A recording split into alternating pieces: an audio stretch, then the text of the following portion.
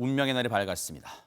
바로 국민의힘 이준석 대표 얘기입니다. 오늘 저녁에 이준석 대표를 둘러싼 여러 성비위 의혹 그리고 등등등에 대해서 뭔가 심의하고 징계 수위를 결정하는 윤리위원회가 예정이 돼 있습니다. 오늘 저녁 정확히 몇 시고 장소도 나왔는가요, 손정희 변호사님? 네, 오늘 오후 7시니까 2시간 정도 지나면 이제 징계위원회 회의가 시작되고요. 조금 더 지나면 결정까지 볼 수도 있을 것 같습니다. 일단 국회 본관 228호에서 개최된다라는 것이고요. 4월 21일 경에 이 징계를 할지 말지 징계 개시 결정이 있었습니다. 그리고 실제 본회의 결정까지 한 2달 남짓의 시간이 걸렸는데요. 이 결정 여하에 따라서 많은 후폭풍이 있을 것으로 예상이 되는 상황입니다. 우리 김재섭 위원장님하고 임세은 대변인님은 이제 평소에 국회 본청에도 막 이제 수시로 이제 드나드시니까 시청자분들이 이해를 돕게 제가 잠깐 여쭤. 국회 본청 228호가 혹시 뭐 각 당이 뭐 의원총회 하는 그런 그곳인가요? 아니면 그 인사청문 특위 같은 뭐 그런 데 열리는 요렇게 동그랗게 원탁으로 돼 있는 탁자 있는 그런 회의장인가 어딘가 228호가? 거기는 아니고요. 네. 국민의힘 최고위원회가 열리는 장소입니다. 그러니까 국민의힘 공식적인 회의가 열리는 데는 대부분 228호에서 하게 되어 있습니다. 네. 그래서 여러분께서 TV를 보시다가 이준석 대표가 가운데 앉아 계시고 뭐 권성동 원내대표 앉아 계시고 쭉 이렇게 최고위원회가 앉아 있는 이 모양과 비슷하게 앉아 있는. 그럼 엊그제 배현진 최고위원하고 설전 벌였던 그 장소예요? 바로 그 장소입니다. 아하. 그 장소가 228호고요. 네. 그게 이제 대표실과 멀지 않습니다. 한 걸어서도 한 30초 내지는 한 1분 정도밖에 소요가 안 되는 그런 짧은 거리에 있거든요. 그래서 사실 이제 228호에서 열리는 상황이고 윤리위는 이준석 대표에게 굳이 여기 윤리위에 올 필요 없다라고 통보를 했었거든요. 이준석 대표는 참석 의사를 밝혔습니다. 어쨌든 윤리위에서는 오지 않아도 된다라고 해서 참석을 거부한 것으로 읽히게 되는 것인데 이준석 대표가 사실 당대표실에 대기하고 있는 한 마음만 먹으면 내지는 윤리위가 호출을 한다 그러면 30초 이내에 그 자리에 갈 수 있게 되는 그런 상황이라고 보시면 될 것 같습니다. 근데 백성문 변호사님, 언론 보도 등 또 이 정치권 오래 출입한 기자들 얘기 들어보니까 윤리위 뭐 시간까지는 그렇다 치더라도 장소를 공개한 건 상당히 이례적이라는데 이게 배경이 있을까요? 통상 비공개하죠. 근데 저도 이렇게 기억을 되돌아보면 우리나라 정치사에 여당이건 야당이건 당 대표가 징계 여부가 논의된 적이 있었나요? 그러네요. 제가 알기로 처음입니다. 이제 그런 상황에서 네. 지금 뭐 이준석 대표도 이번 윤리위의 지금 이 과정에 대해서 굉장히 불신하고 있는 건 뭐 다들 알고 계실 거고요. 그 과정에서 좀 장소를 비공개해 보세요. 그럼 또 밀실에서 이렇게 해서 당대표에게 징계를 했구나. 아니면 이렇게 해서 당대표 징계를 무마했구나. 이런 얘기들 뒷말이 또 나올 수 있단 말이에요. 그러니까 우리 여기서 합니다. 그리고 국회 본관에서 심의하면 거기 누가 있죠? 저 옆에 카메라 들고 계신 분들, 기자분들도 많습니다. 그러니까 우리는 어떤 방식의 결과를 내린다고 하더라도 네. 투명한 방식의 심사를 해서 결정을 한다는 걸 보여주기 위해서 네. 저렇게 좀 예외적으로 장소까지 통보를 한 것 같습니다. 앞서 김재섭 위원장님 뭐 얘기했습니다만 이준석 대표는 앞서 언론 인터뷰를 통해서 나는 나갈 준비되어 있다. 나 거리낄 거 없다. 시간 장소만 공지해다오. 난 나갈 거야. 라고 했는데 윤리위 측에서는 굳이 안 와도 됩니다. 대표님. 그랬다는 걸로 지금 언론 보도가 나오고 있어요. 이 얘기에 대해서 이준석 대표는 뭐라고 얘기하고 있을까요? 들어보시고 이어가 보도록 하겠습니다.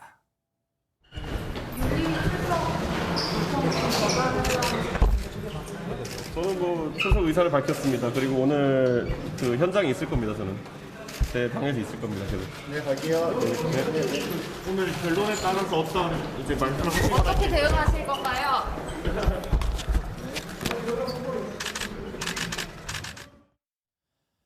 김재섭 위원장님께 다시 한번 여쭤봐야겠어요.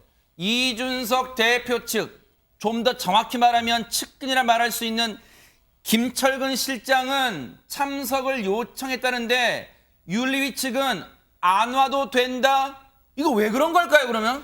이제 사실 윤리가 열리게 된 가장 또 중요한 이유 중에 하나가 그 김철근 실장이 써준 각서 문제가 또 크거든요. 이 각서와 관련된 법적인 판단 그리고 윤리적인 판단을 위해서는 그 당사자인 김철근 실장의 이야기를 들어봐야 된다. 어떤 증거 확인, 이제 정황 확인을 위해서 김철근 실장은 이 호출을 한 것 같고요. 반면에 이준석 대표는 당사자 아니겠습니까? 근데 당사자를 앞에 두고 윤리위가 이것저것을 물어보면서 판단을 내리기에는 굉장히 어려울 거라고 생각이 돼요. 게다가 사실은 윤리위의 징계 절차에 대해서는 이준석 대표가 가지는 권한이 있습니다. 예를 들면 이의 신청을 할 수도 있고요.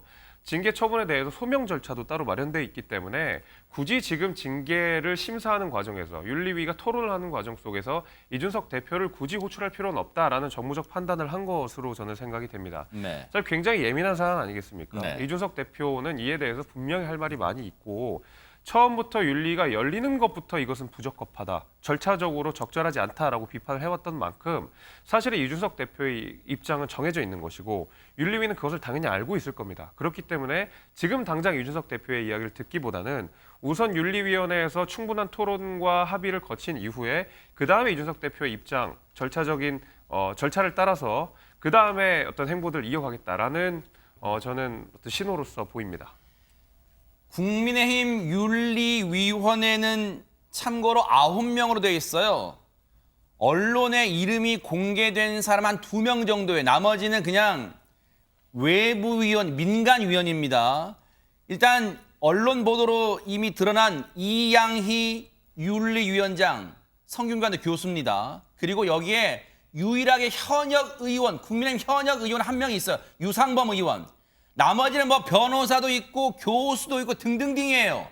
그런데 여기에 이제 성향이 이 9명의 성향이 어떠냐가 이준석 대표 입장에 굉장히 중요할 텐데 그러다 보니까 이준석 대표가 윤리위 멤버들 즉 위원들에 대해서도 뭔가 의혹의 눈초리를 거두지 않고 있다면서요, 김재섭 위원장님. 그 윤리위원회의 한 분이 대통령실의 직원으로서 일했다라는 판단이 있었던 것 같습니다. 근데 그렇지만 그 해당 윤리위원은 자기는 그런 일이 없다, 대통령실에서 근무한 적 없다라는 이야기를 소명을 한 것으로 알려져 있습니다. 네. 사실 이게 대통령실의 공무원, 근무하는 공무원이라고 하면 일단 공무원이 어떤 정당의 윤리위원으로서 참여하는 것 자체가 부적절하다는 지적이 하나가 있을 수 있고 또 대통령실에서 근무하는 직원이라고 했을 때 이게 자칫 잘못된 사인을 줄 수가 있거든요. 마치 대통령의 의중처럼 비춰질 수 있기 때문에 여기에 대해서는 훨씬 더 예민하게 아무래도 이준석 대표가 바라본 것 같고 이 문제를 지적을 했던 것 같습니다. 그렇지만 그 해당 윤리위원은 나는 대통령실에 근무한 적 없다라고 매듭을 지어서 이 사건들이 이렇게 매듭이 지어진 것 같습니다. 네. 이런 가운데 오늘 국민의힘 윤리위원회가 개최되는 그 시간에 맞춰서 애초에 이 사건을 폭로한 의혹을 제기한 유튜브 채널이 뭔가 그때 영상 하나를 공개할 계획이라면서요, 손정혜 변호사님. 네, 김세희 가세현 대표가 요즘 재미있는 제보를 하나 받았다라고 주장을 하면서 위성의 한 호텔에 이제 이준석이 들어가는 CCTV 그리고 누군가가 뒤따라 들어가는 CCTV 과연 가세현에 있을까요, 없을까요? 라고 이제 주장을 한 건데요.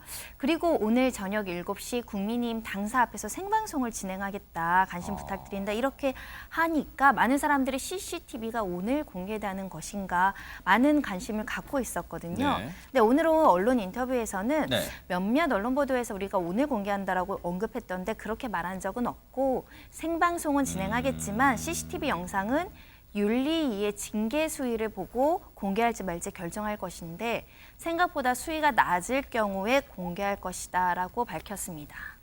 글쎄요.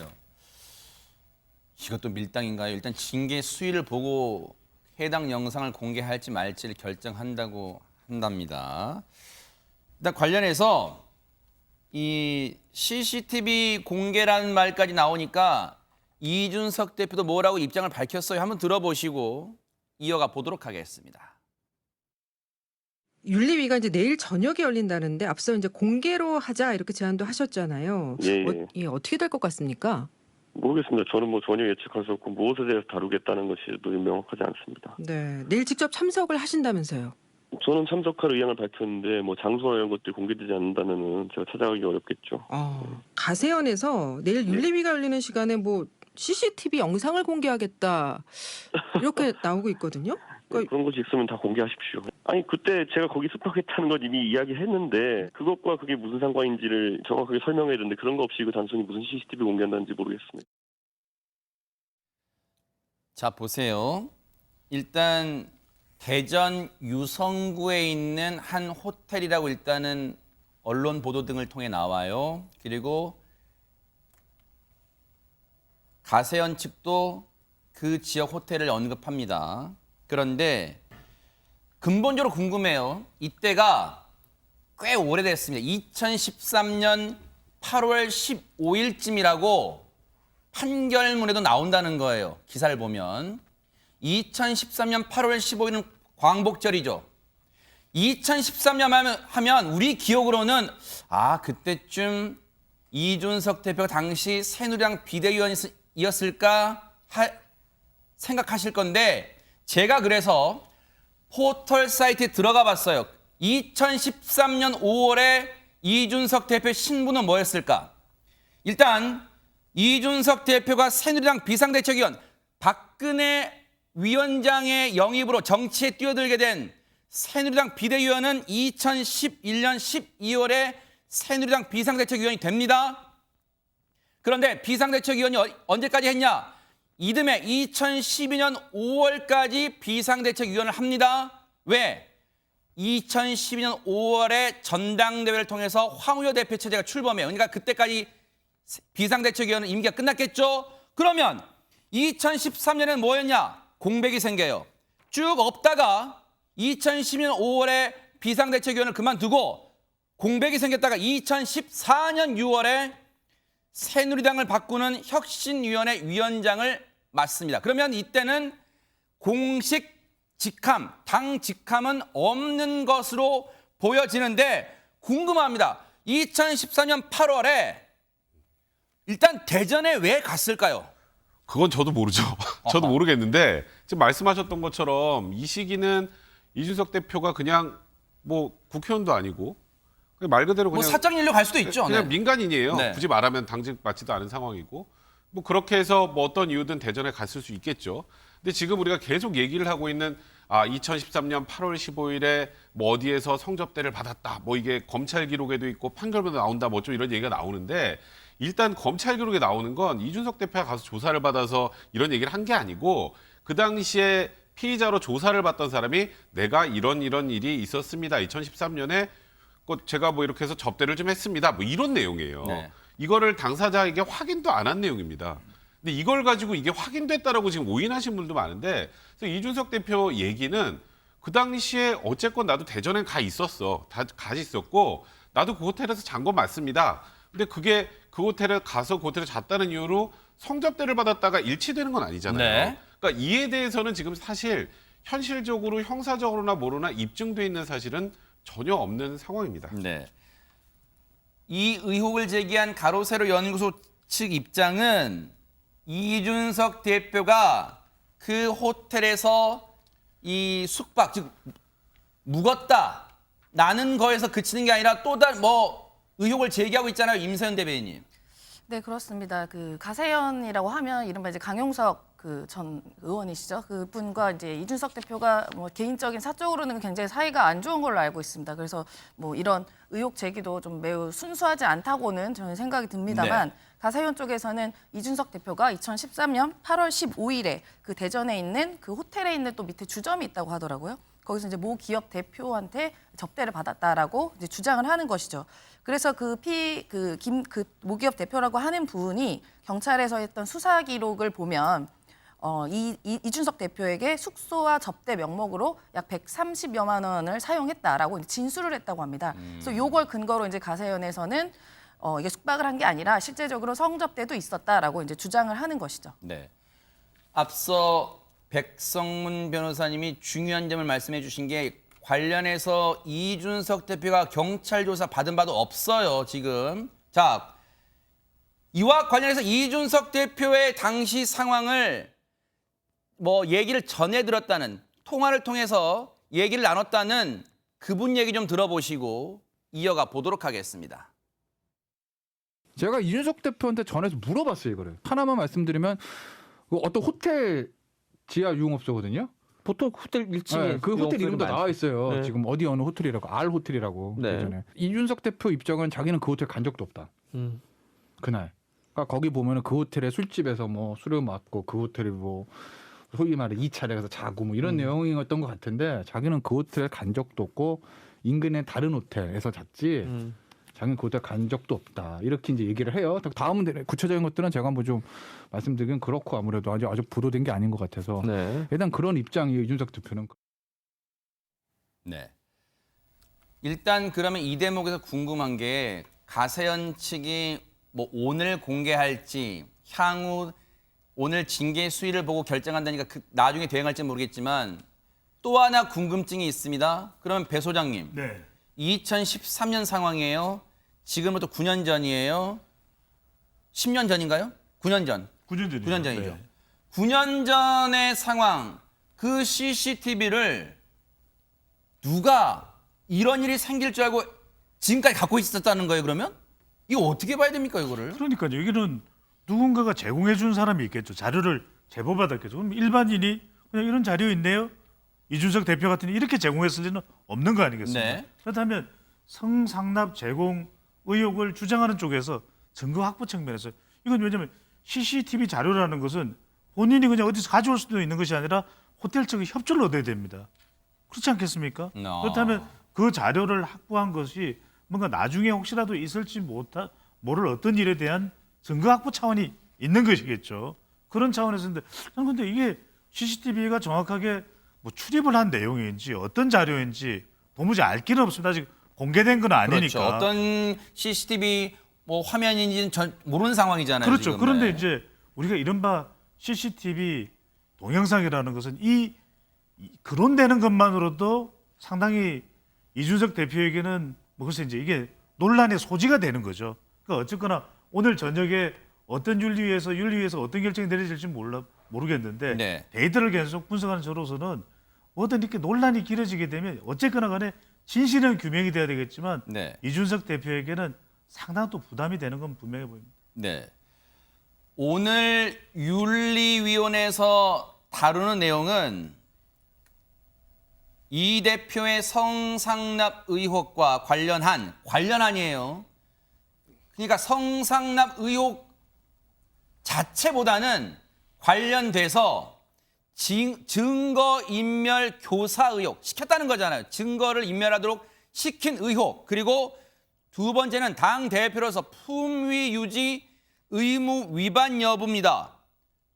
증거인멸, 그러니까 당 대표 품위 유지 의무 위반 여부 등은 징계 심사를 하는 건 알겠는데 손정혜 변호사님, 증거인멸 교사 의혹은 대체 이게 무슨 말입니까? 그러니까 이제 김철근 당대표 정무실장과 관련된 이야기인데 말하자면 이 상납 비하를 은폐하기 위해서 증거인멸을 교사했다라는 혐의입니다. 혐의라고 말씀드릴 수는 없고 이런 의혹이 제기된 건데 가세현 방송 당일날 이제 가세현이 방송 중에 지목한 장모 씨라는 사람이 있습니다. 이 장모 씨는 당시 술값을 대줬다, 그러니까 접대를 했다라는 그 대상으로 알려지고 있는 사람인데 이 사람을 이제 그 김철근 당 대표 정무실장이 만나서 회유 또는 압박을 한 거 아니냐 이런 의심이 든다라는 것이고요. 네. 말하자면 어떤 투자 각서를 써주고 좋게 얘기해달라고 왜곡을 부탁한 거 아니냐라는 한쪽의 시각이고, 하지만 이준석 당대표 측에는 이 장 씨는 가세현 방송 직후에 먼저 연락을 해서 나는 증언한 적도 없어서 억울하고 이 대표 편이다, 이 대표를 도와주겠다라는 취지로 말했고 이게 무슨 이야기를 하는지 들어보려고, 근데 그때는 선거 기간이어서 내가 직접 갈 수는 없어서 김철근 당 그 실장을 내려보냈다라고 이렇게 주장하는 상황입니다. 네. 당시에는 선거 기간, 아마 대선 때 기간을 얘기하는 것 같아요. 그런데 이런 일이 있으니까 백성문 변호사님, 어찌된 상황인지 얘기를 들어보라고 김철근 정무실장을 내려보냈다는 건데, 근데 지금 얘기만 들은 게 아니라 뭐 이런 또 얘기가 언론 보도 나오고 있어요. 이게 참 법적으로도 좀 이게 좀 어려운 내용인데 네. 이런 거예요. 그러니까 증거인멸이라고 하면 성상납을 받은 게 팩트고 이 팩트를 아닌 것으로 무마하고 증거를 없애려고 해야 증거인멸 교사가 되겠죠. 근데 일단은 지금 이준석 대표 얘기로는 지금 이 장모 씨가 누구냐면, 그러니까 이준석 대표 입장에서 최초의 가세연에서 뭐 성접대 뭐 논란 이거 폭로할 때 이 사람이 폭로했구나라고 의심을 했던 사람이었던 것 같아요. 근데 이 사람이 먼저 연락이 와서 나 진짜 억울하다. 나는 그런 거 한 사람이 아니다. 근데 결론적으로 이 사람이 폭로를 했던 것 같습니다. 결론적으로 이 내용이 또 나온 거 보면. 그러니까 이준석 대표가 이제 김철근 당대표 정무실장을 그럼 그 억울한 내용이 뭔지 한번 들어봐라 라고 해서 이제 내려보냈다라는 게 이제 이준석 대표의 주장인데, 이제 문제는 여기서 각서가 하나 나옵니다. 그러니까 이제 각서를 이제 어떤 내용의 각서냐? 네. 그러니까 이런 거예요. 각서가 예를 들어서 이준석 대표가 성상남한 게 맞지만 안 한 걸로 합시다. 이준석 대표는 성상 안 받았습니다. 이런 내용의 각서라면 증거인멸 교사 맞죠. 근데 그 당시에 이제 대선에 굉장히 예민한 시점이었으니까 이게 자꾸 논란이 되는 것들이 좀 문제가 있잖아요. 그 그렇죠. 대선 과정에서. 네. 그래서 이제 김철근 정무실장은 그러니까 이준석 대표 성상납한 거 사실이 아니다라는 진술서, 그리고 이제 그런 내용들의 각서를 써달라고 요청을 했다는 거예요. 그러니까 사실이 아닌 걸 사실처럼 만들어달라는 각서가 아니라 이 얘기 자체가 아예 논란이 되는 건 사실 아니니까 그냥 그거 사실 아니라 확인하는 각서를 하나 관련자니까 써달라는 취지로 얘기를 했다고 하고, 그리고 모 피부과에 여기서 이제 이걸 써주면 7억 원의 투자를 유치해주겠다라는 내용이 들어가 있다는 거예요. 그러다 보니까 성상납옥을 묵살시켜주는 대가로 이걸 쓴 것 아니냐라고 주장하는 쪽도 있고, 또 한쪽에서는 그냥 말 그대로 대선 때 그런 얘기가 자꾸 불거지는 게 문제가 되니 이제 이게 사실 아닌 걸 확인받아오는 확인서죠. 쉽게 말하면 확인서를 받으면서 투자 유치를 해주겠다고 한 것인지, 이게 어찌 보면 이번에 그 윤리위에 쟁점이 될 수 있는 그런 사안입니다. 이준석 대표의 측근으로 어디 언론에서는 거론돼요. 왜? 여러분 기억나실 거예요. 이준석 대표가 당무를 거부하고 전국 돌아다니며 자맹할 때도 늘 곁에는 김철근 정무실장이 가방, 배낭을 메고 늘 옆에 있었습니다. 측근이라고 불릴만 했어요. 그런데 김철근 정무실장이 내려가서 얘기만 들은 게 아니라 7억의 투자를 끌어오겠다 각서를 써요. 왜 그랬을까요? 직접 김철근 실장 얘기 좀 들어보시고 이어가 보도록 하겠습니다. 만나긴 만났어요? 그 뭐 부인할 이유가 있습니까? 만난 거죠. 그러니까 월 700만 원 정도의 이자를 준다고 했기 때문에 투자하는 사람은 크게 그 정말 그렇게 정확히 지켜준다면 나쁜 조건은 아니었습니다. 왜 이준석 대표의 특보인 김철근 실장이 거기에다가 7억을 투자하겠다고 하느냐? 이거는 뭔가 다 이유가 있는 거 아니냐? 그렇게 생각하는 건 상식이잖아요.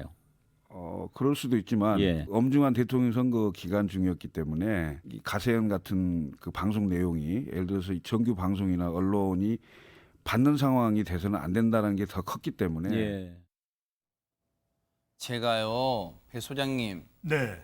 국어 독해 능력이 떨어져요. 이게 무슨 말이에요? 그러니까 처음에는 투자 조건이 좋으니까 투자 안 한다는 사람이 어디 있겠느냐? 그래놓고 근데 배공계인 그거 다시 물어보잖아요. 세상 사람이 생각할 때 이게, 그리고 김철근 실장이 국회의원 뭐 유력 정치인도 아니고 7억을 끌어온다. 이게 이유가 없이 7억을 끌어다 온다고 생각하겠느냐라고 되물으니까 엄중한 대통령 선거 기간이고 가세연 폭로 내용을 언론들이 받으면 안 돼. 이거 아빠 해석 좀 해주세요. 진짜. 아니, 무슨 말이에요 이거. 이게 어떤 이야기냐면 지금 이준석 대표의 문제를 해결하러 내려갔는데, 그러면 어떤 이야기인지 들어보고 그 장신지 정모신지가 얘기를 들어보면 그건 말도 안 되는 이야기다. 당신 처신 조심해라. 자칫 잘못하면 법적으로 추궁받을 수 있다. 이렇게 일단락 시키면 되는 일이잖아요. 네. 그런데 이것이 설득력이나 공감력을 얻기가 힘든 것은 7억 이야기가 나와요. 이건 뭐 난데없는 이야기인가. 그런데 월 700만 원을 이걸 이자를 받을 수 있다고 하니까 그렇다면 좋은 투자처로 생각했다. 아니 이해가 안 된다. 왜 이준석 대표 문제 해결하러 갔는데 자칫 7억 이야기가 나오는 게 이거 다분히 입막음으로 이해하지 않겠느냐. 이 부분에 대해서 이제 방송 진행자가 질문을 하니까 그건 가세연 방송이 이게 전달되거나 대선 때 잘못 오도되는 것을 좀 막으려고 했던 이야기다. 이게 상당히 설득력이 떨어지는 거죠. 조금 앞뒤가 안 맞는다는 생각도 시청자분들이 하실 거예요. 그런데 보세요. 일단은 그래서 오늘 윤리위원회가 국민의힘 윤리위원회가 이준석 대표는 안 와도 된다라고 했지만 김철근 실장은 좀 참석해 보세요라고 한 거예요. 아마 이 문제를 물어볼 것 같기도 합니다. 그러면 손정희 변호사님, 섣부르긴 합니다. 왜냐하면 지금 시각이 5시 15분이니까 7시면은 한 2시간도 못 남았어요, 지금. 2시간쯤 뒤에 이제 열릴 거예요. 당대표, 이준석 대표에 대해서 어떤 판단을 내릴 것으로 좀 섣부릅니다만 예단해 볼 수가 있을까요? 저는 되게 어려운 문제라고 생각합니다. 왜냐하면 증거인멸이라든가 품위유지 위반을 문제 삼으려면 선행되는 사실이 확정이 돼야 되거든요. 과연 성상납이 있었느냐. 그게 물음표인 이상 그 다음 거를 후속 논의하기 굉장히 어렵습니다. 그게 범죄야지 증거를 인멸했다는 것이 확인이 되기 때문이고 더군다나 공당이 대표에 대해서 징계가 내려지려면 뚜렷한 증거가 있지 않고서는 나중에 번복될 가능성 배제하기 어렵거든요. 그런데 지금 수사 결과로서 그게 그런 사실이 존재하는지 아닌지에 대해서 수사도 지금 제대로 진행되는지는 모르겠으나 결과 나오지 않은 상황이어서 윤리위원회가 법적인 근거나 구체적인 사실 근거로 징계할 수 있는가라는 어떤 물음이 나오는 상황이고 만약에 그런데 그런 와중에도 저희가 실체관계나 증거나 어떤 자료를 징계위에서 볼 수 있는지는 모르겠으나 징계가 나온다고 한다면 그것은 대국민들에게 어느 정도 혐의점이 구체적으로 개연성 있는 자료가 있다는 걸 보여주는 거거든요. 그럼 사실은 당대표 사퇴하라는 목소리가 나올 수 있는 굉장히 중요한 사건이기 때문에 좀 지켜봐야 될 것 같습니다. 임세은 대변인님, 오늘 일부 언론에서 보니까 이른바 짤짤이 발언 논란으로 당 윤리심판으로부터 6개월 당원권 정지 중징계를 받은 최강욱 의원 나비 효과로 이준석 대표도 영향받지 않을까 그런 기사가 나왔더라고요. 혹시 어떻게 전망하세요? 일단 시기가 참 이렇게 맞물리다 보니까 그러한 주장이 있을 수는 있겠죠. 그리고 특히나 이제 6개월 당원권 정지 물론 확정은 아닙니다. 왜냐하면 지금 최강욱 의원께서 이제 불복하고 그렇죠. 다시 재심을 저희가 요청했기 잠시 때문에 얘기해 볼게요. 네네. 그렇기 때문에 아직은 확정은 아닙니다만 이 6개월 당원권 정지라는 사실상의 중징계를 내렸습니다. 왜냐하면 이제 8월 말에 있을 저희 이제 당 대표와 최고위원 선거에 이제 아예 나갈 수가 없는 그런 상황이 돼버린 것이죠.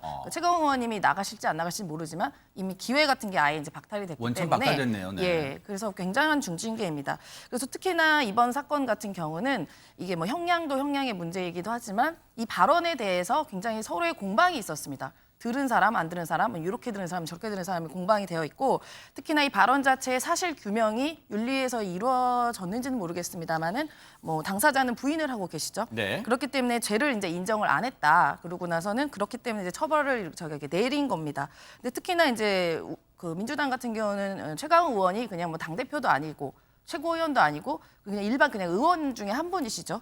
그리고 6개월 당원권을 내렸지만 이 사실상 이 발언이 증빙이 안 된 상태에서 이렇게 큰 중징계를 내렸기 때문에 곧 이어지는 이준석 당대표 같은 경우는 무게감이 좀 다르지 않습니까? 또 이제 여러 가지 의혹들이긴 하지만 증거인멸 교사라든지 성상납이라든지 이렇게 단어들이 좀 더 자극적이고 좀 더 크게 와닿잖아요. 당대표나 무게감도 있기 때문에. 그래서 당연히 그렇기 때문에 우리 민주당에서는 국민의 그런 공감대, 그 국민적인 시선을 의식해서 이렇게 중징계를 내렸기 때문에 만약에 국민의힘에서 그보다 더 약소하게 내리면 그 국민적인 공감대에 대해서 굉장히 국민의힘에서 잘 이해하지 못하는 거 아니냐라는 비판이 있을 수도 있을 것 같습니다. 근데 사실 두 가지 사건은 아예 결이 다른 사건입니다. 이걸 동일선상에 놓고 여기서 중징계가 났으니까 이쪽도 중징계가 나와야 된다는 건 너무 그냥 1차원적인 생각인 것 같고요. 그러니까 최강욱 의원 같은 경우는 어쨌건 그 소위 말해서 이 보좌관들과 여럿들이 함께 모여서 하는 그 방안에서 이 말을 들은 사람들이 많고 아주 최근의 일이고 이걸 여러 진술을 규합을 해서 윤리위원회에서 이 진술을 다 종합해 본다면 이건 사실이다, 사실이 아니다 이렇게 판단이 가능한 내용이에요. 물론 최강욱 의원이 나는 아닙니다라고 지금 얘기를 하고 있습니다만 근데 이준석 대표의 사건은 9년 전 사건이고요. 그리고 9년 전에 실제로 이걸 이해가 있었는지 없었는지 목격했다는 같이 있었던 다른 목격자가 있는 것도 아니고 뭘 증빙해 줄 내용도 없는 상황입니다. 그리고 아까 손정희 변호사님 말씀하셨지만 증거인멸이라고 하려면 이게 소위 성비위, 그러니까 지금 성접대 이게 사실이어야 이제 증거인멸인 거고 그리고 또 그 당시에 아무 당직도 없었다면 이게 사실 성접대라는 단어도 사실 이게 통용이 잘 안 될 만한 상황이란 말이에요. 이제 그리고 현재까지 아무런 사실관계가 확정되지 않은 상황에서 이쪽도 중하게 징계했으니까 이쪽도 중하게 징계해야 된다라는 거는 저는 개인적으로 좀 납득하기 좀 어렵습니다. 일부 언론이 그런 기사를 이제 써서 이제 여쭤본 거고요. 오늘 아마 이 정치 대담에도 많이 나오도록 아침부터 제가 쭉 보니까 아마 그 기사를 인용한 것 같아요. 그런데 김재수 위원장님, 네. 당일 이제 오늘이 이제 윤리위가 있잖아요. 그러다 보니까 시간이 임박해서 그런 걸까요? 이준석 대표가 SNS에 약간 뭔가 읍소까지 아니지만 뭔가 억울함을 강조하는 글들을 좀 올렸다면서요.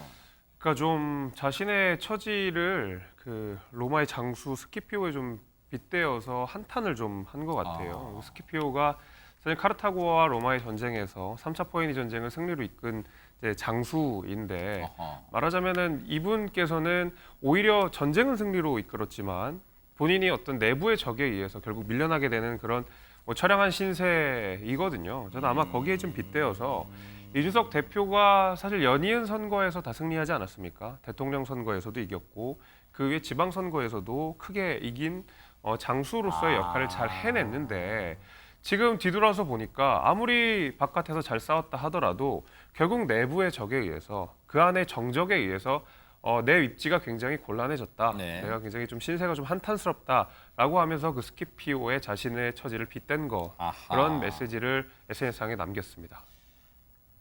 폭풍전야. 사실상 이제 폭풍 속으로 들어가고 있어요. 몇 시간 안 남았어요. 글쎄요. 언론들은 그런 점에 이제 주목하고 싶은 거겠죠. 이준석 대표의 발언이 조금 뭔가 온도 변화, 기류 변화가 느껴진다는 거예요. 윤리위 이 징계 시간이 임박하다 보니까 어떤 발언인지 들어보시고 이어가 보도록 하겠습니다. 저는 선거 과정부터 김건희 여사의 행보는 오히려 대중적으로 많이 노출됐을 때 오히려 호감을 살 수 있는 부분이 있을 거다. 특히 본인의 전문성을 살려가지고 활동할 수 있는 분야들을 많이 했으면 좋겠다라는 얘기를 했는데 저는 그 컨셉에 맞춰서 활동한다면 큰 문제는 없을 것이다. 이렇게 보는 것이고 김건희 여사가 대표로 했던 코바나 콘텐츠 직원들이 대통령실에 채용이 되고 또 뭐 지인의 아들까지, 그러니까 대통령 지인의 아들까지 행정관으로 근무하고 있다 이런 얘기도 있던데 이거 사적 채용 아닙니까? 어떻게 생각하세요?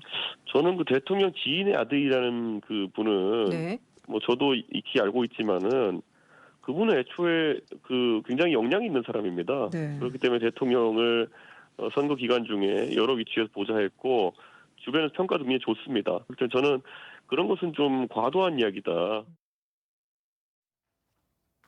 자, 두 가지 사안에 대한 얘기를 이준석 대표가 했어요. 그런데 가만히 들여다보면 우리 이른바 방어막을 친다 그러잖아요. 어떤 사안에 대해서 윤석열 대통령 또 김건희 여사 관련해서 불편한 내용인데 그거를 지금 방어막을 치는 발언을 한 거예요. 혹시 언론들은 그렇게 보고 싶은 걸지도 모르겠지만 배 소장님, 뭔가 이 발언을 한 배경도 있지 않을까 언론들은 그렇게 보는 것 같아요. 당연하죠. 왜 스키피어 아프리카 누스 이야기를 했겠습니까? 그러니까 이게 지금 윤석열 대통령과 김건희 여사를 거론한 것은 나를 건드려서 나를 제거해서 국민의힘이 윤핵관이 또 그 세력이 얻을 게 과연 뭘까? 이 메시지를 전달하는 거예요. 그러니까 실체적 문제가 아니다. 지금 내가 혐의가 있어서 나를 제거하려고 하는 이 시도가 아니라 결국은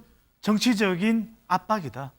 정치적인 정략적인 의도가 깔려 있다. 네. 이렇게 이제 이준석 대표는 판단하고 있는 겁니다. 여기서 우리가 또 하나 이준석 대표의 발언에 초점을 모아볼 것이 경고도 받아들일 수 없다 그랬어요.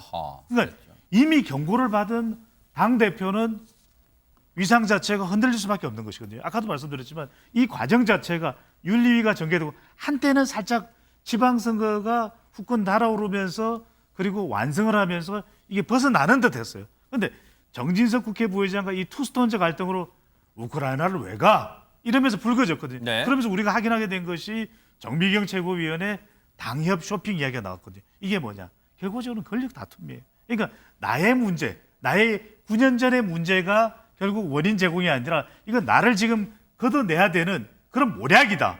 이러면서 윤석열 대통령과 김건희 여사를 이야기하면서 나를 걷어내서 좋을 건 없을 텐데 아하. 나는 스키피오 아프리카 누수인데 네. 라는 이야기를 하는 거죠. 그런데요, 이 발언들이 풍전등화 이준석 대표에게 도움이 될지는 모르겠지만 당 안팎에서도 그래도 징계 논의하는 자체가 적절하냐 이런 발언들이 나오고 있습니다. 한번 들어보시고 이어가 보도록 하겠습니다. 저는 결론은 안 나올 거라고 보고요. 안 나올 수도 있다. 예. 안 나올 거라고 보고 예. 윤리위에 계신 분들도 아주 합리적인 분들이기 때문에 예. 이제 내용은 한번 살펴보겠죠. 살펴보고 수사 결과 이후에 판단할 수밖에 없지 않느냐. 이런 결론을 낼 가능성이 있다고 봅니다. 제 희망사항인데.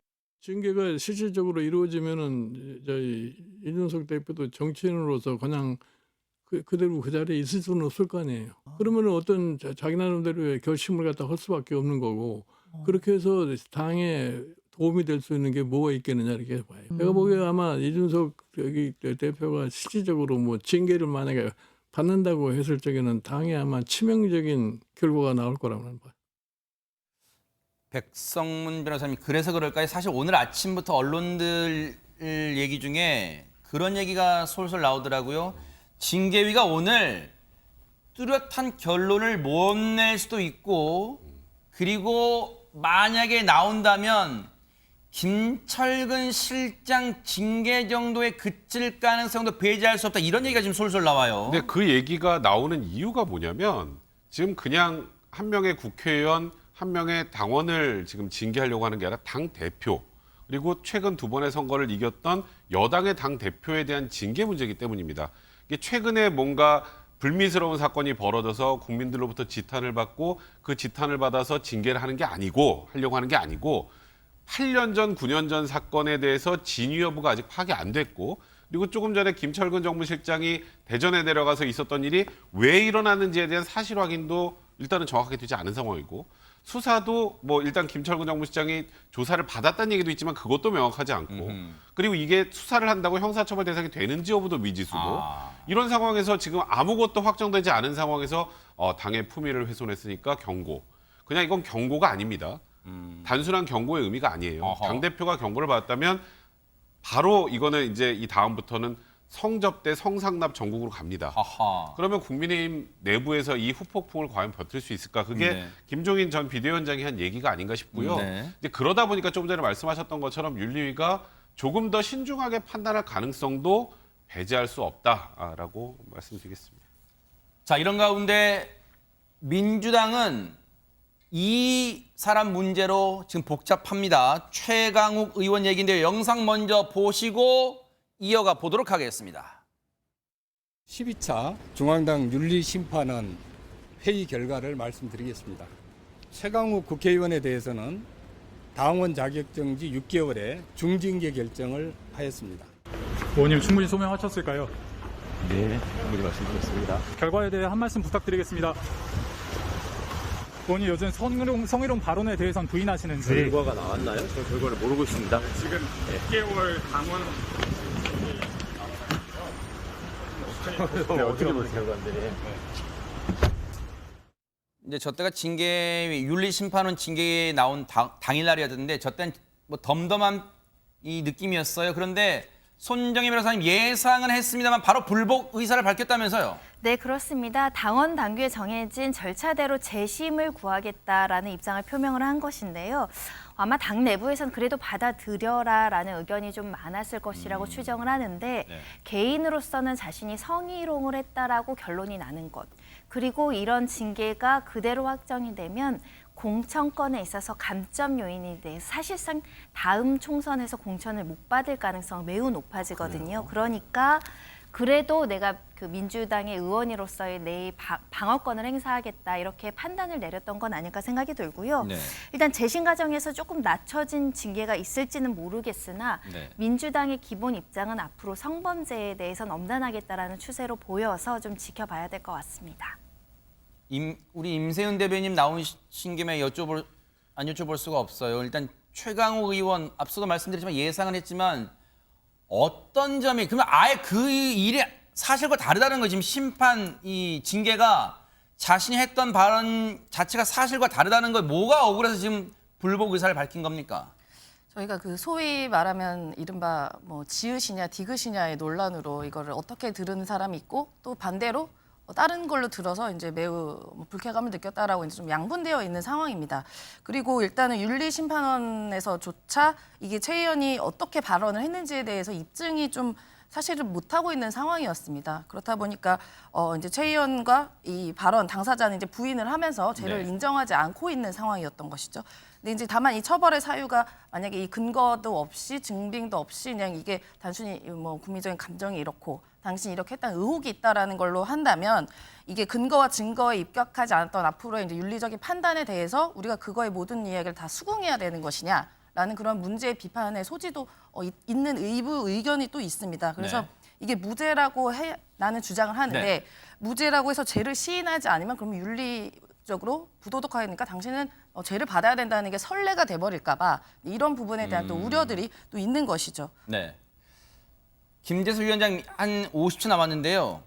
지금 김남국 의원 등은 오히려 박지원 전 비대위원장을 지금 공격하고 있습니다. 오히려 책임져야 될 사람은 그리고 팬덤에 취한 사람 박지원 전 위원장 이런 얘기도 하고 있어요. 어떻게 봐야 될까요? 뭐 가장 팬덤에 얹혀서 정치를 하시는 분이라고 평가받는 분들이 바로 또 소위 말하는 철험에 그중에서도 또 김남국 의원이 포함되어 있는 그거 아니겠습니까? 저는 그래서 사실 뭐 전형적인 내로남불이라고 생각이 되고요. 최강욱 의원이 뭐 억울한지는 제가 잘 모르겠습니다만은 사실은 윤리재판원에서 이렇게 징계 절차를 내리게 된 것은 그냥 뭐 부적절했다 이렇게 해서 막연하게 그 징계를 내린 거라고 생각하지는 않습니다. 보좌진 협의회의 비판도 같이 있었고 네. 그 전후 맥락들도 있었고 윤리재판원의 판단도 여러 가지 맥락들을 봤을 때 네. 사실 최강욱 의원은 분명히 부적절한 발언을 했다라고 하는 것이 합리적인 해석이겠죠. 근데 네. 이것을 가지고 네. 팬덤 정치로서 비판하는 것은 오히려 더 비판받아 마땅하다고 생각합니다. 일단 불복 의사를 밝힌 최강욱 의원에 대해서 당이 어떻게 또 대응할지 뉴스파이터가 따라붙어 보도록 하겠습니다.